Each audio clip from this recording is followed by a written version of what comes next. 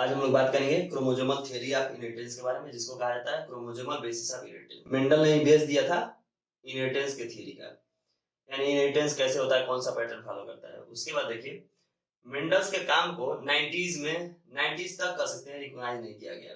उसके पीछे रीजन क्या था, यानी मेंडल्स ने 1963 तक काम कर लिया था, 1965 में उनको अवार्ड मिल गया था 5 और 6 में। लेकिन उनके काम अभी 1900 तक 1900 तक रिकॉग्नाइज नहीं किया गया, यानी उनको कोई सीरियसली ले नहीं रहा था। उसके पीछे 3 रीजन था।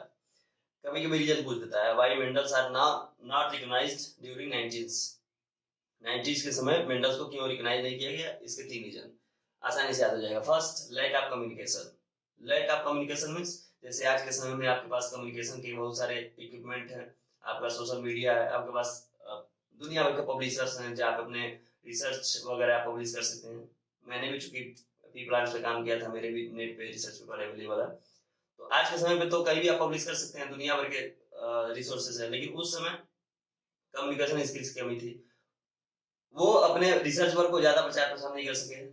पहला रीजन, यानी उनको कोई ज्यादा जानता ही नहीं था। सेकंड रीजन क्या था, उन्होंने अपने फैक्टर्स को अच्छे से एक्सप्लेन नहीं कर पाया था, यानी जिसे वो बोले थे कि फैक्टर से रिस्पॉन्सिबल होता है कैरेक्टर को एक जनरेशन से दूसरे जनरेशन में ट्रांसफर करने के लिए, उस फैक्टर को एग्जैक्ट क्लियरिफाइड नहीं कर पाए थे कि ये फैक्टर है क्या, कहाँ पे होता है। ठीक है, और इसी में उन्होंने ये कह दिया था कि जो फैक्टर्स हैं वो ब्लेंडिंग शो नहीं करते हैं, यानी दो जीन आपस में मिक्स नहीं करते हैं। आज के समय में जीन और उस समय फैक्टर। ब्लेंडिंग का मतलब क्या होता है, जैसे दो जीन आ रहे हैं, दोनों आपस में मिक्स नहीं होंगे, दोनों आएंगे और अलग हो जाएंगे, आपस में मिक्स होंगे, जिसको बोलते हैं ब्लेंडिंग इफेक्ट। तो मेंडल्स ने कहा था कि ब्लेंडिंग नहीं होता है, जो कि बाद में जब मॉडर्न इक्विपमेंट आ गए, जैसे मॉडर्न माइक्रोस्कोप आ गया, तो क्लियरली ये पता चला कि ब्लेंडिंग होता है, क्रोमोसोम्स में ब्लेंडिंग होता है, आपस में कैरेक्टर मिक्स हो जाते हैं जब सेल डिवीजन को अच्छे से स्टडी कर लिया गया। ठीक है, थर्ड इनका रीजन था, इन्होंने बहुत ज्यादा मैथमेटिक्स यूज कर लिया था, बहुत सारे फार्मूले यूज कर लिए थे, फ्रीक्वेंसी वाले यूज कर लिया था, जो उस समय साइंटिस्ट जो थे, बायोलॉजिस्ट, उनको ज्यादा समझ नहीं आता था। तो ये 3 रीजन थे जिस वजह से मेंडल को रिकॉग्नाइज नहीं किया गया। उसके बाद 90s में 1900 में 3 साइंटिस्ट आए, ह्यूगो डिवेरिज, कैरेंस एंड टैसरमार्क या सेरमार्क कहा जाता है, टी साइलेंट। इन्होंने अलग अलग कुछ एक्सपेरिमेंट किया। उस एक्सपेरिमेंट में मेंडल के कैरेक्टर को स्टडी किया कि मेंडल्स ने जो कहा था कि कैरेक्टर सेम टू सेम वही सेग्रीगेशन और लॉ ऑफ इंडिपेंडेंट फॉलो कर रहा है। इनके भी एनिमल पे कुछ एक्सपेरिमेंट किए, कुछ प्लांट्स पे एक्सपेरिमेंट किए, और ये कहे कि सेम टू सेम जैसे मेंडल ने कहा था वैसे ही कैरेक्टर फॉलो कर रहे हैं, यानी कैरेक्टर सेग्रीगेशन ही फॉलो कर रहा है, character law of independent sort में फॉलो कर रहे हैं। ओके, उसके बाद 1902 में आए सटन एंड बावेरी। सटन एंड बावेरी ने क्या किया, जैसे बाकी के 3 साइंटिस्ट ने उनके काम को रीडिस्कवर किया, वैसे ही ये भी इनके काम को रीडिस्कवर किए। लेकिन ये ज्यादा सक्सेस हुए। क्यों हुए, क्योंकि 90s में जब डिवेरिज और टैसरमार्क और वो कॉरेंस और टैसरमार्क ने जब काम किया, उस समय तक मॉडर्न इक्विपमेंट आ गए थे, यानी हमारा माइक्रोस्कोप बिल्कुल मॉडर्न आ गया था। हम बिल्कुल हाईली मैग्नीफाइंग लेंस यूज करके अच्छे से देख सकते थे, यानी उस समय तक क्रोमोसोम्स के अंदर जो हलचल थी उसको भी पता कर लिया गया था, यानी क्रोमोसोम्स के अंदर क्या है, कुछ हलचल दिखाई दे रहा हो क्या है, यानी स्टेनिंग करने पे कुछ डार्कर स्टेन दिखाई देते हैं। क्रोमोसोम्स में को अगर स्टेन करेंगे तो कुछ डार्क कलर के सब्सटेंस दिखाई दी, वो क्या है वो भी पता चल गया था, यानी क्रोमोसोम्स के बिहेवियर का पता चल गया था, क्रोमोसोम्स के मूवमेंट का पता चल गया था। मेंडल से और इन 3 साइंटिस्ट से इंस्पायर होकर सटन एंड बावेरी ने अपना काम किया क्रोमोसोम्स पे, और इन्होंने टोटल क्रोमोसोम्स के बिहेव को, टोटल क्रोमोसोम्स के एक्टिविटीज को, उनके मूवमेंट को स्टडी किया, और स्टडी करने के बाद अपना कंक्लूजन दिए कि सेम टू सेम जैसे मेंडल्स ने कहा था कि फैक्टर सेग्रीगेशन शो करते हैं, फैक्टर्स जो है वो law of independent assortment show करते हैं, सेम ऐसे ही chromosomes at the time of cell division behave करते हैं, यानी सेल डिवीजन के समय क्रोमोसोम्स में भी सेग्रीगेशन होता है, क्रोमोसोम्स में भी लॉ ऑफ इंडिपेंडेंट असॉर्टमेंट होता है।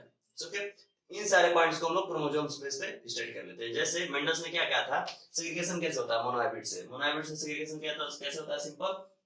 जैसे मान लीजिए कोई रेड पेरेंट है और व्हाइट पेरेंट है, फ्लावर वाला रेड एंड व्हाइट, तो इसके जीन क्या हो जाएंगे, इतना क्लियर है। रेड डोमिनेंट के लिए कैपिटल आर, रिसेसिव के लिए स्मॉल आर।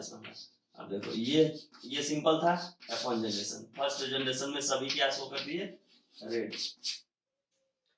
मेंडल ने क्या कहा था, दोनों कैरेक्टर आपस में इनकॉर्पोरेट होंगे और जो डोमिनेंट होगा वही एक्सप्रेस करेगा, तो कैपिटल आर डोमिनेंट है या रेड दिखा। ठीक, लॉ ऑफ सेग्रीगेशन में क्या कहा कि जो F1 में इनकॉर्पोरेट होगा, मिक्स हो गया, वो F2 में क्या हो जाएंगे, सेग्रीगेट हो जाएंगे। लेकिन सेग्रीगेशन कब होगा, eight the time of gamete formation. Gamete बने यहाँ दो टाइप के, कैपिटल आर और स्मॉल आर, ये दोनों गैमेट बनेंगे और इनमें सेग्रीगेशन ऐसे होगा capital R small are capital R. ये तो आप पहला वीडियो देखेंगे तो पता चल जाएगा ये क्या हो रहा है, ठीक है। यानी देखिए यहाँ पे सिर्फ रेड था और यहाँ पे व्हाइट भी दिखा, रेड भी दिखा और ये रेड भी दिखा, और रेड हेटेरोजाइगस रेड होमोजाइगस और व्हाइट, यानी ये है सेग्रीगेशन। सेम ऐसे ही कहा सटन एंड बावेरी ने, सटन एंड बावेरी ने कहा जो ये मेंडल्स का सेग्रीगेशन रूल है ये क्रोमोसोम्स पे भी लागू होता है। जैसा क्रोमोसोम्स पे देख लीजिए, मान लीजिए पेरेंट है रेड, ये यहीं से ले लेते हैं, यहाँ से समझ लीजिए रेड है, एक सेल है, यहाँ से पोलन कैसा बनेगा गैमेट फॉर्मेशन में, एक इसमें देखिए एक रेड का है, ये रेड का है, हमारे पास कलर चौक है लेकिन कलर पता नहीं क्लियर होगा कि नहीं होगा, कलर में टाइम लगेगा इसलिए ऐसे लिख देते हैं। और ये हो गया व्हाइट के लिए, ये क्लियर है, रेड और व्हाइट। आप बुक में देखेंगे तो दिया है G1 phase G2 phase, G2 phase पे क्रोमोसोम डबल हो गए हैं।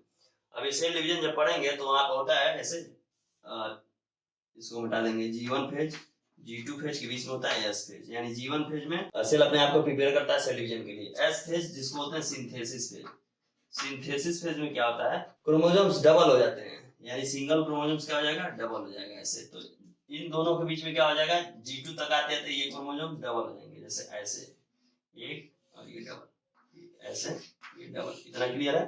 अब एक ही सेल के अंदर ये डबल हो गए, रेड रेड हो गया और ये व्हाइट व्हाइट हो गया, इतना क्लियर है।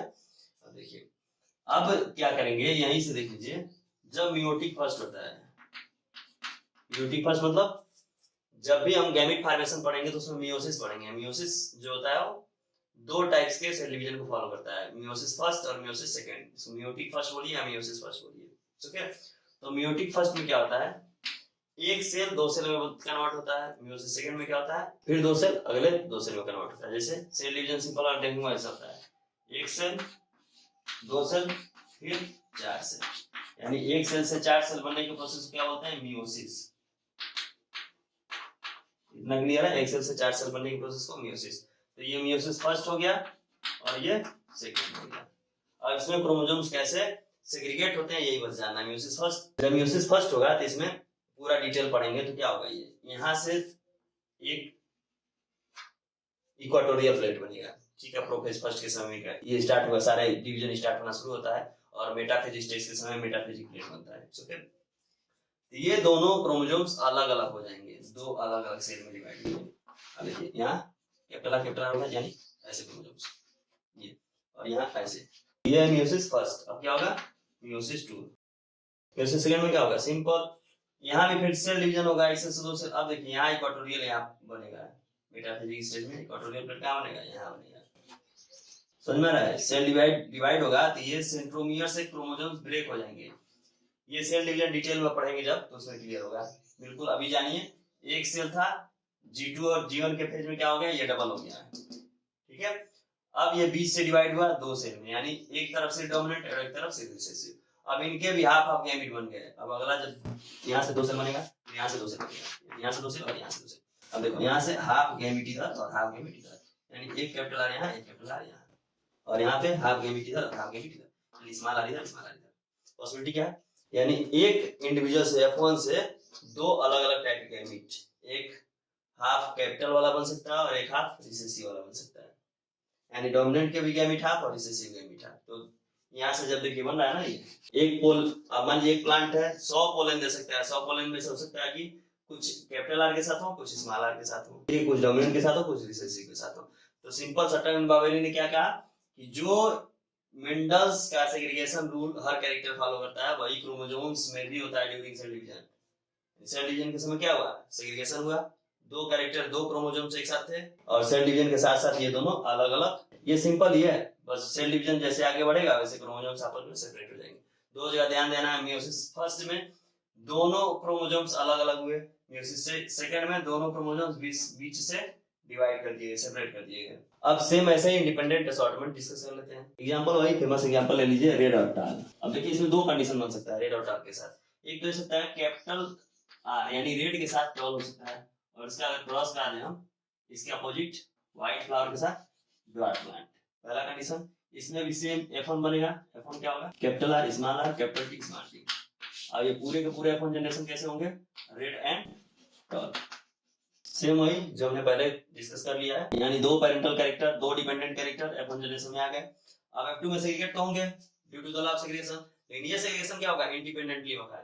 यानी यहां से गैमेट फॉर्मेशन होगा, कैसे बनेगा, यानी कैपिटल R कैपिटल T के साथ भी जा सकता है, यानी टाल रेड प्लांट के साथ, रेड फ्लावर के साथ टाल प्लांट भी हो सकता है, और रेडी फ्लावर के साथ क्या हो सकता है, ड्वार्फ प्लांट।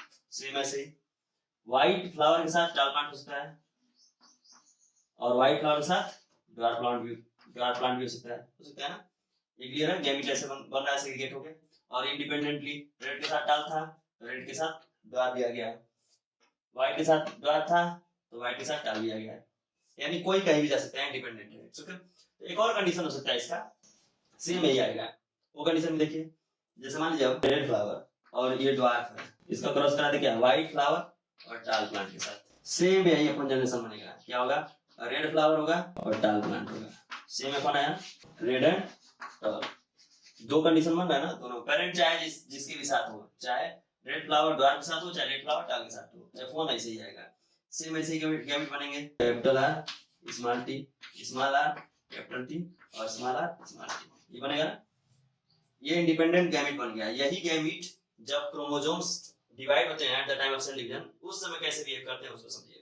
पहला कंडीशन क्या कर रहा है, पहला कंडीशन देखिए F1 है, F1 है, पहला कंडीशन ऐसे समझिए, एक सेल है, इस सेल में दो क्रोमोसोम्स हैं, ये दोनों एक ही पोल पे, एक ही पोल पे मतलब एक ही साथ है, रेड और टाल वाला क्या है, एक ही साथ है।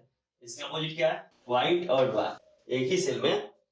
अब ये हो सकता है ये दोनों क्रोमोसोम्स एक साथ आ जाए, अब मिक्सिंग होता है क्रोमोसोम्स का, जैसे चार क्रोमोसोम्स हैं ऐसे, ये चार है, यहाँ ये चार है रेड टाल, इसका आधा आया अगर इधर से, और इसका आधा आया इधर से, और इसका आधा आया इधर से, इसका आया आधा इधर से। अब मिक्स होने के समय देखिए ऐसे मिक्सिंग हो सकता है, ऐसे मिक्सिंग हो सकता है, सेम ऐसे भी हो सकता है और ऐसे भी हो सकता है, देखिए ऐसे ऐसे, यानी ये दोनों क्रोमोसोम्स अलग अलग भी होकर मिक्स हो सकते हैं, इनको मिक्स होना है ऐसे, ठीक है।